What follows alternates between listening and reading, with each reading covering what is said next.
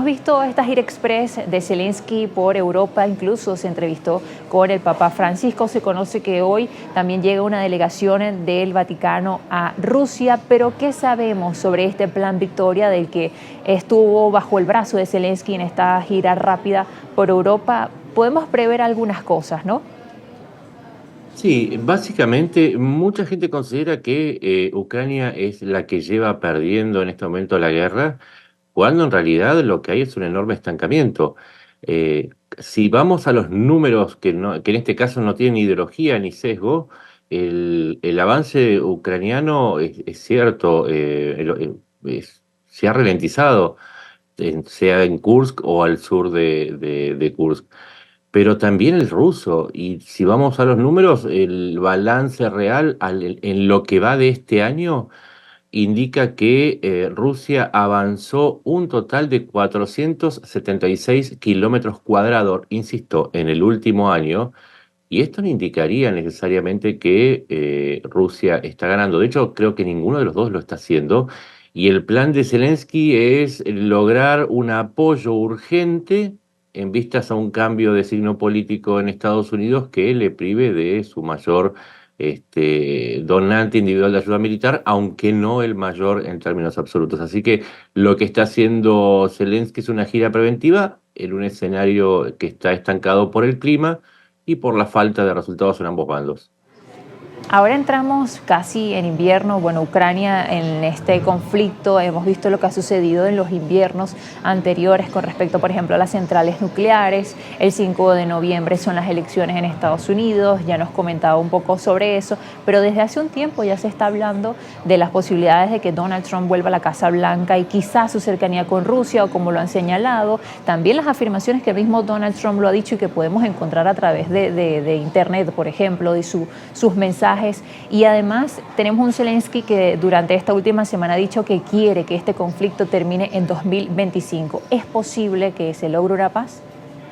A ver, con respecto al invierno, lo que significa el invierno no solamente es la época de frío y los ataques a las centrales eléctricas y a los sistemas de combustible de Ucrania, sino también a los de Rusia, y también un fenómeno llamado Rasputitsia. Rasputitsia es digamos, cuando se empieza a formar un lodo muy espeso que impide las operaciones masivas de blindados. Eso con respecto al frente. Y con respecto a Trump, lo que está previendo Zelensky no es que le afecte el cambio en Estados Unidos, porque no puede ser obligado a negociar.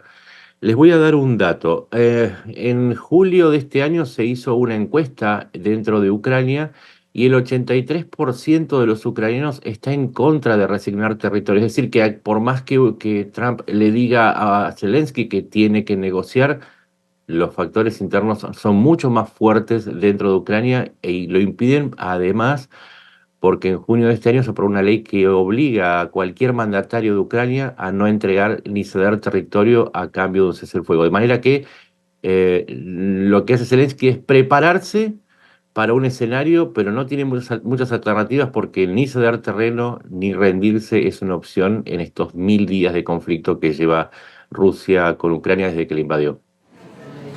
Ahora, Nacho, ya han pasado 2 años de este conflicto. Hemos visto cómo Rusia ha buscado pues esquivar de alguna manera las sanciones tanto de Europa como de Estados Unidos, Occidente en general.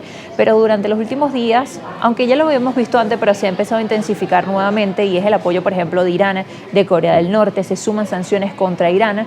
También está en medio de todo esto el conflicto en Medio Oriente, pero incluso se ha confirmado por parte de Corea del Sur de que han muerto algunos soldados norcoreanos. Incluso ayer, si no me equivoco, Zelensky decía que se planeaba incorporar en el ejército ruso a 3.000 soldados norcoreanos. También lo decía el Kiev Post.